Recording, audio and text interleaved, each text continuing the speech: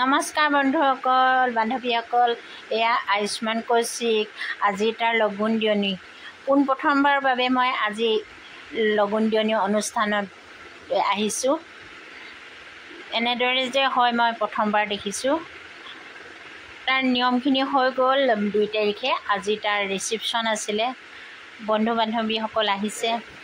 এয়া খানা ইমান সুন্দৰকৈ আয়োজন কৰিছে দাদাকো লগত লৈ গ'লো ল'ৰা বন্ধুৰ মাক মানে মোৰ বান্ধৱী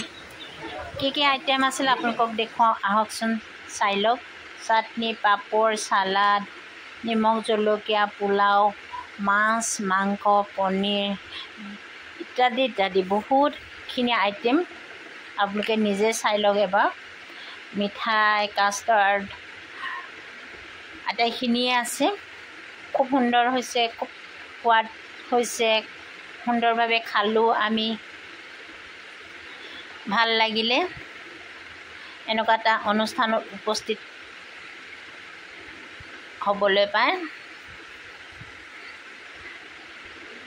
লগতে স্কুলৰ ল'ৰাৰ মাক মানে মোৰো বান্ধৱী এয়া লগতে এয়া স্কুলৰ মেম বনশ্ৰী মেমো আহিছে ৰভাখন ইমান সুন্দৰকৈ সজাইছে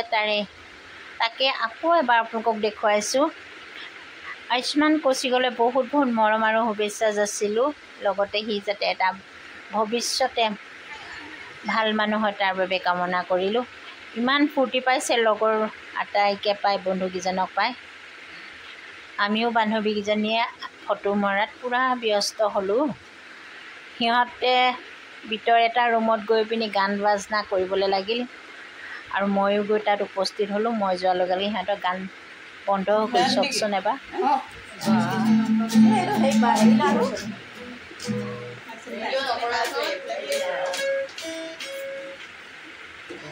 বজোৱা আকৌ মই ভিডিঅ'খন কৰি দিওঁতে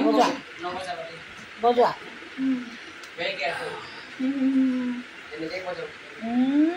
যদি বেছি কৰে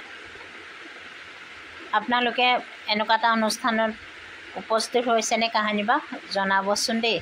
ইয়াৰ পিছত আমি আটাইকেইজনী কেনেদৰে নাচিলোঁ তাৰে কিছু অংশ চাওকচোন আপোনালোকে